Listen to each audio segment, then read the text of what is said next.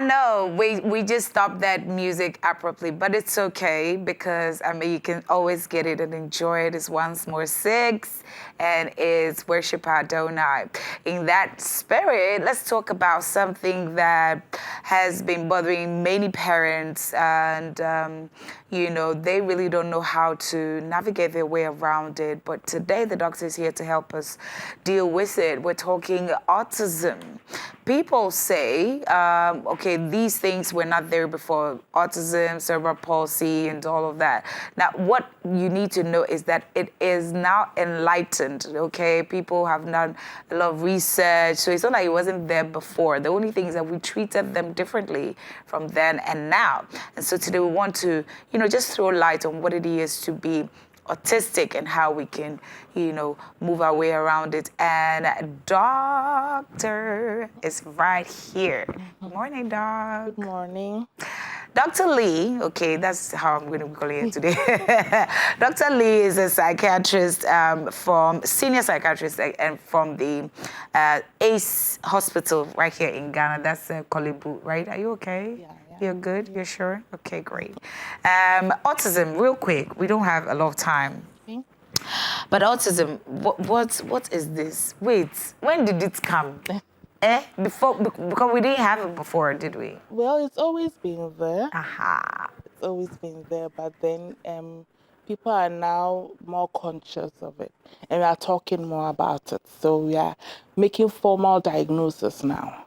So it's a group of disorders that is characterized by problems in social communication, and then they also have restricted and repetitive behaviors and interests.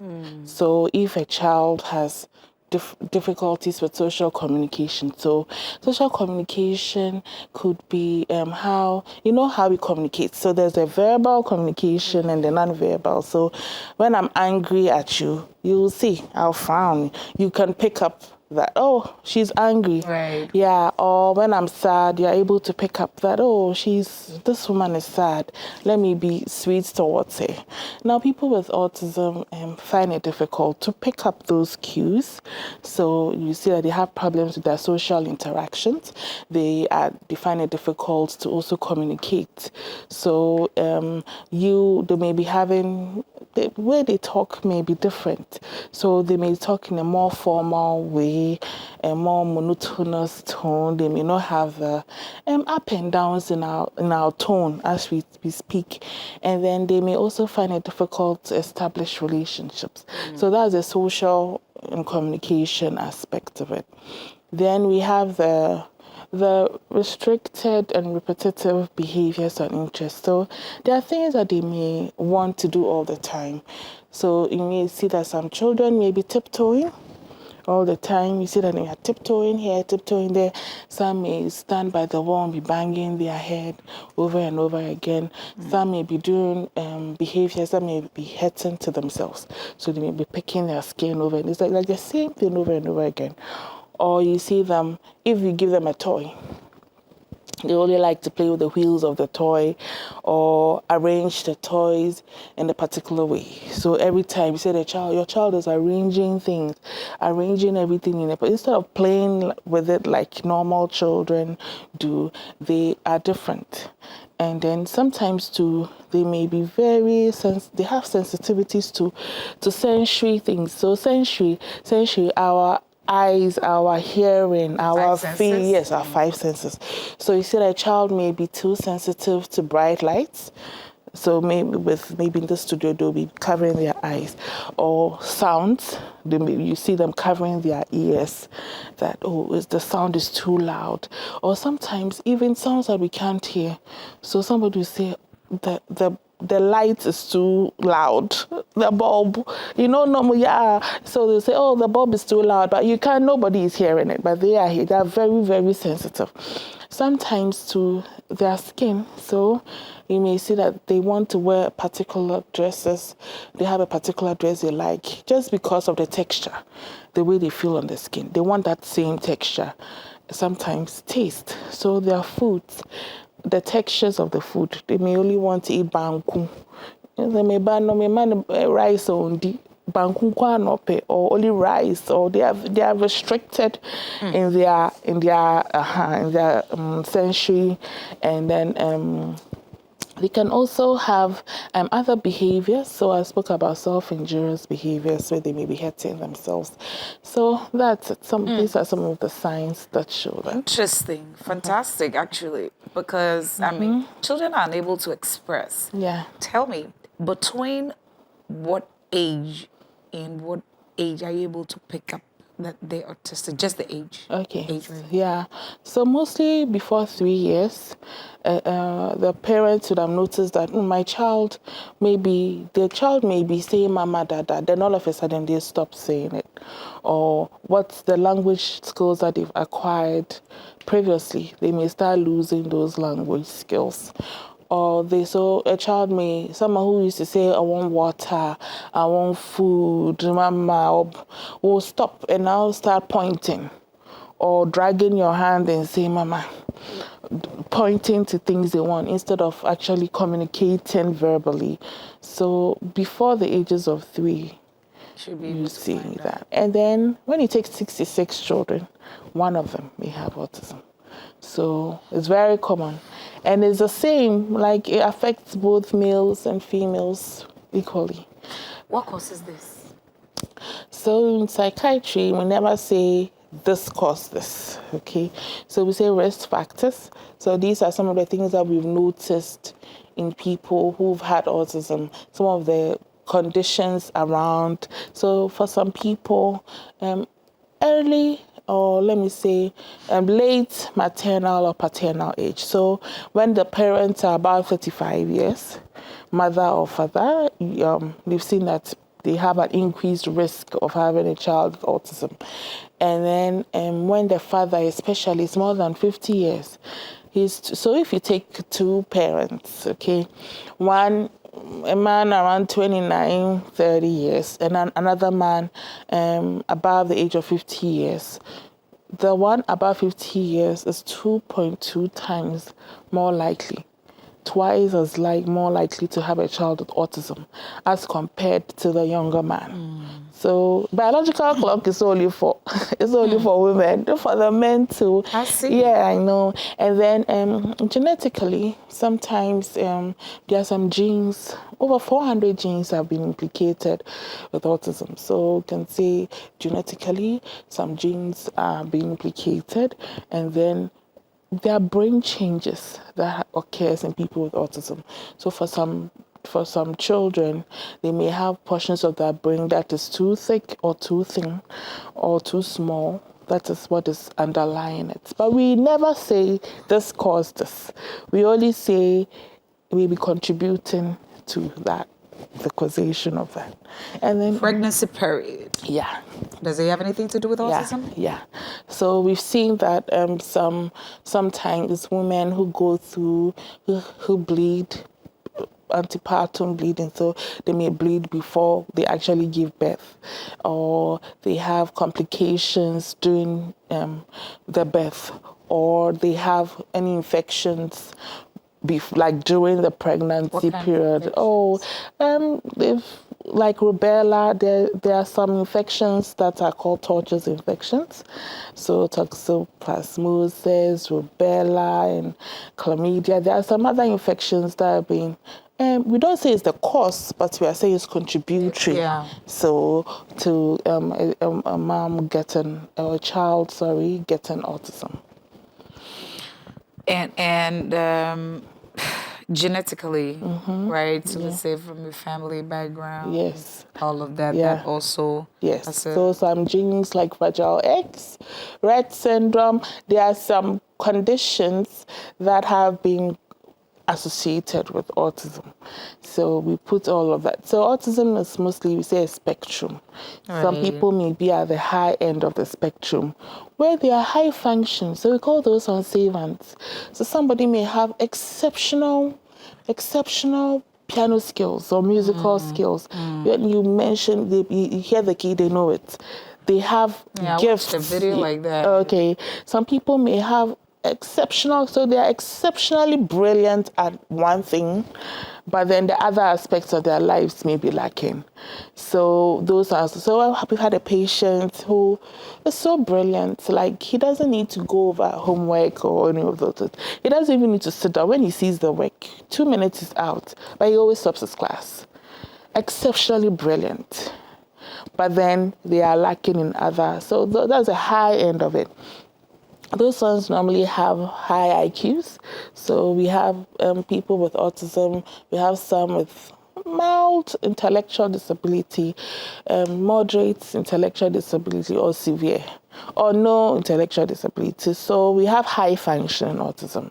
And then we'll have those who are not functioning so well, that can be very dependent on their parents throughout their whole lives. So it's a spectrum, and you can lie on any aspect of the spectrum. Yeah. Wow. I know you mentioned some of the things that the people would do, the kids would do, hitting their head on the wall and all of that. I've also heard some of them just threw tantrums. Yeah. Take me through other things, you know, because I'm sure some parents are watching like, okay, these are some of the things. Because the last time we spoke, someone called and said, my child be kicking the leg and all the house. So what are some of the strange things, other strange things that they do? Other strange things. Okay, so every child is different. And so every child may express their repetitive behavior differently. But what you the parents will notice is that behavior is a constant.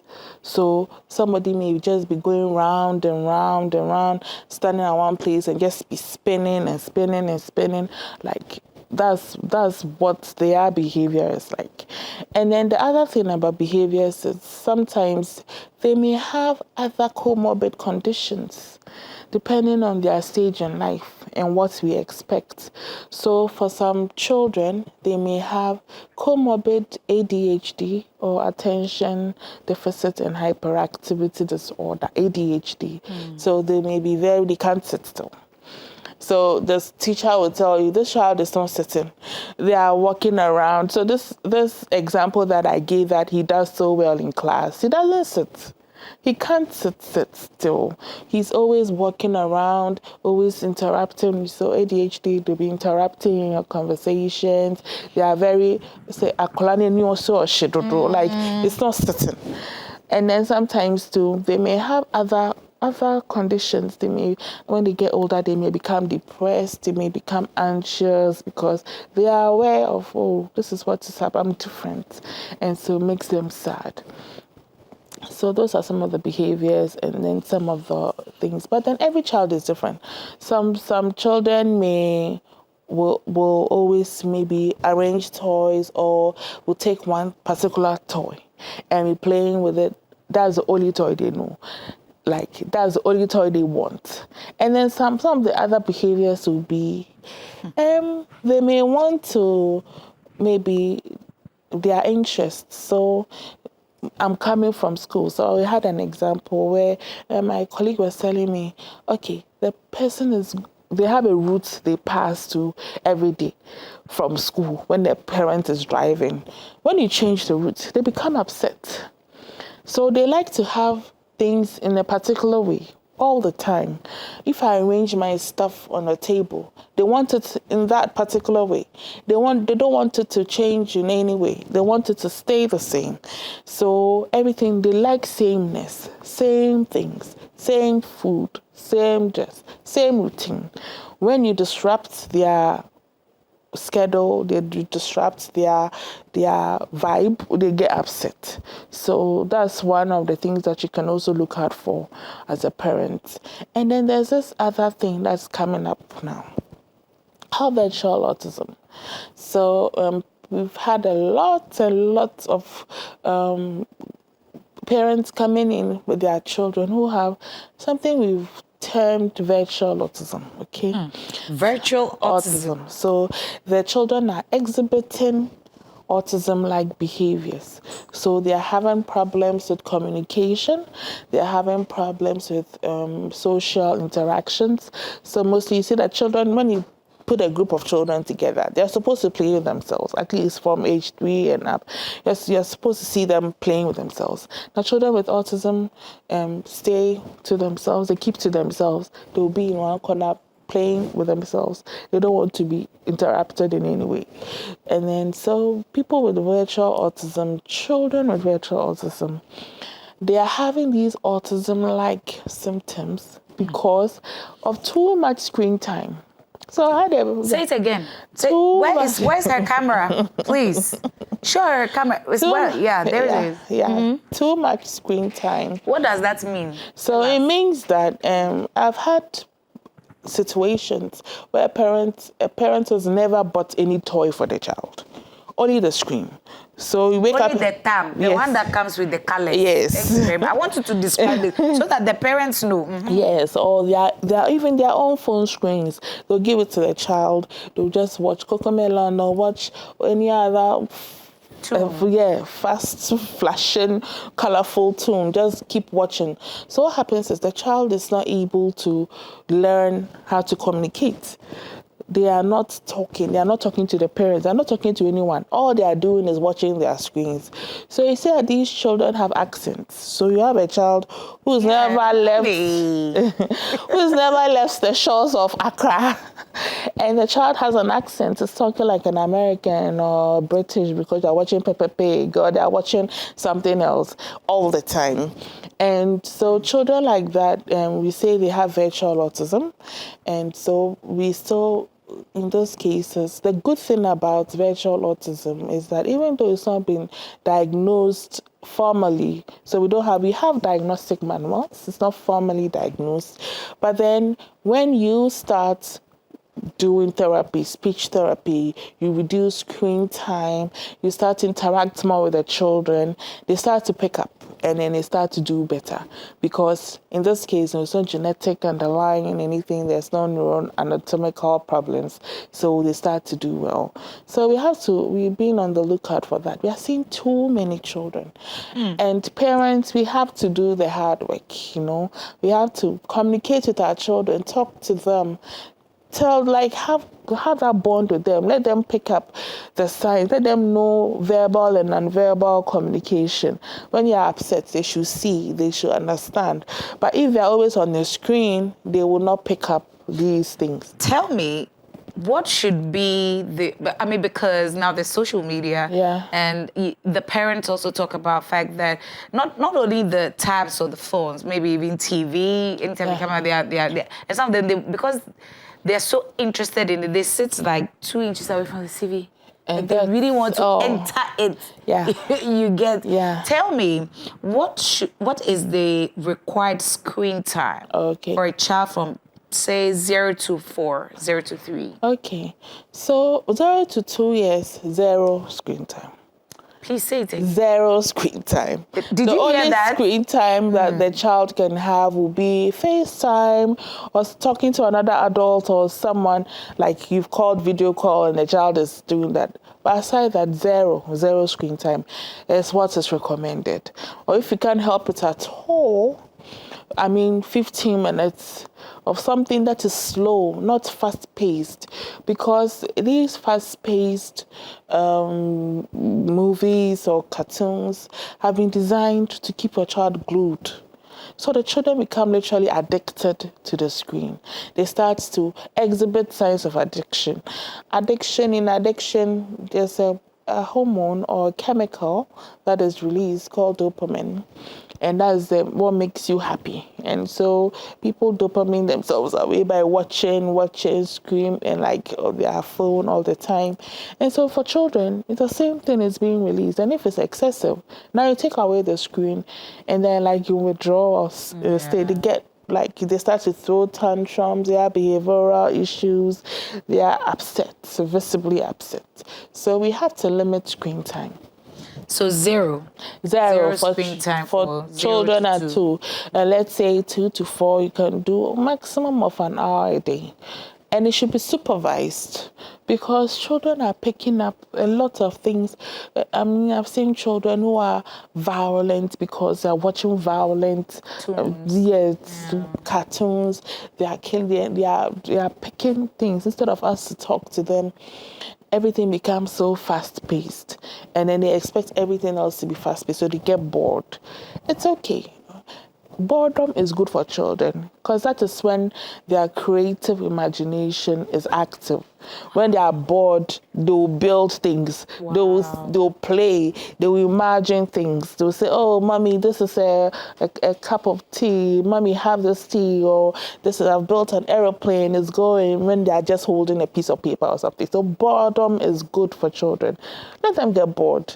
Screen time is harming plenty children, too many. We are seeing it too many times. I mean, how can you not buy any toy for your child since he was born? Zero. You don't need to have all the toys in the world. Research shows that just having 4 pieces of toys at a time is all they need to play. So they don't need to have a box of toys or a whole room full of toys. Just a few. Let them play. Let them be bored.